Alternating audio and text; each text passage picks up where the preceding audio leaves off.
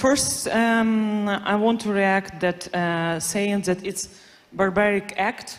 We have to tell the truth. What's happening in Ukraine, Russia is committing a genocide.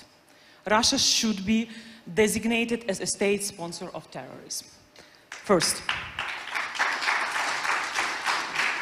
And I would like to see that the representatives of Russian opposition or others also join us in condemning and recognizing that this is a genocide. This will be fair.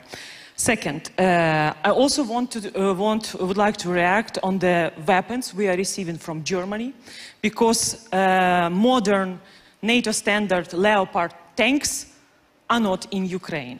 And what I heard in Berlin, that we want to help Ukraine to win, but Russia not to lose.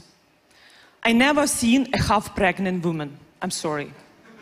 So this is really important.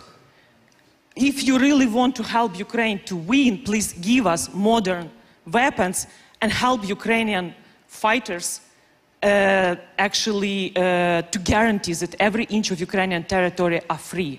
Because in the liberated recently territories, what we've seen in Izum, it's even worse than what we've seen in Bucha, in Mariupol. And for Ukraine, it's not about territories. It's about saving lives of people, which are every hour facing atrocities, facing rapes, kids, and others. So we have to stop Russians killing Ukrainians. And actually, what really, because this is my probably 8 times at the Warsaw Security Forum. I remember how we started. Only peaceful settlement, only political diplomatic way. We will not provide Ukraine with javelins and others. And so what? Now we are discussing about genocide. And now we're also hearing that Ukraine will receive the weapons at the level which is enough for negotiations, which will strengthen Ukrainian position to negotiate. We don't need to negotiate. Russia has to capitulate. An international tribunal and also reparations is like post-war Germany. It's the only way to democratize. And I don't want to hear about another conditions for negotiations. It's not a time for negotiations.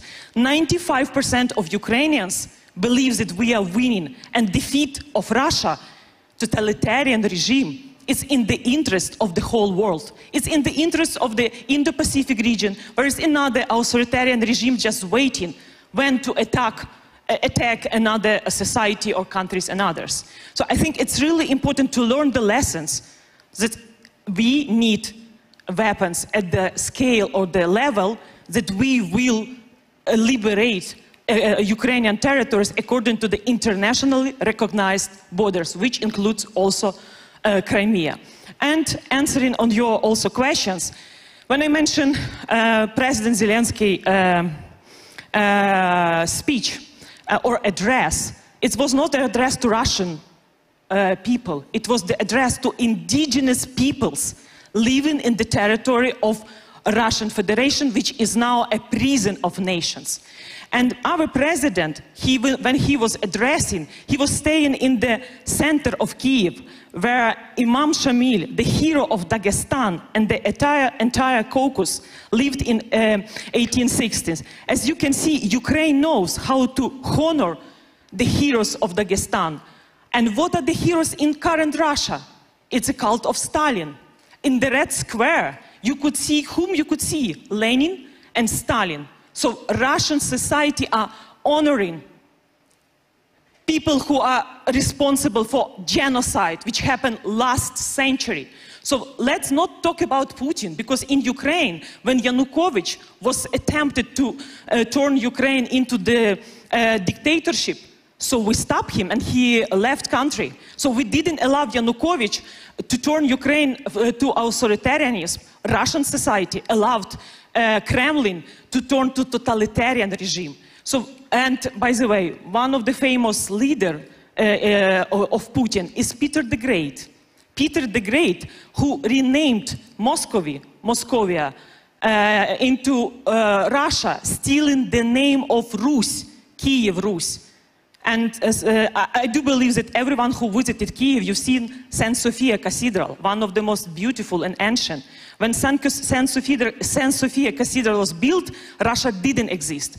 So from Peter the Great, Soviet Union, and now Russia, it's not about regime change. It's about the imperialistic nature of Russian statehood. So this is the key questions. We have to prepare a strategy, and I'm really thankful to some brave experts and generals like Ben Hodges who already mentioning that we have to call in for starting to prepare for the collapse of Russia for a number of reasons and to reduce the geopolitical consequences on these processes. So don't be afraid. Let me quote President Biden, and actually I'm very thankful to Western supply, but without fighting spirit of Ukrainian army, which is key, and we will win this time. And actually, those who are delaying with weapons will be guilty for many deaths, which we could prevent. Thank you.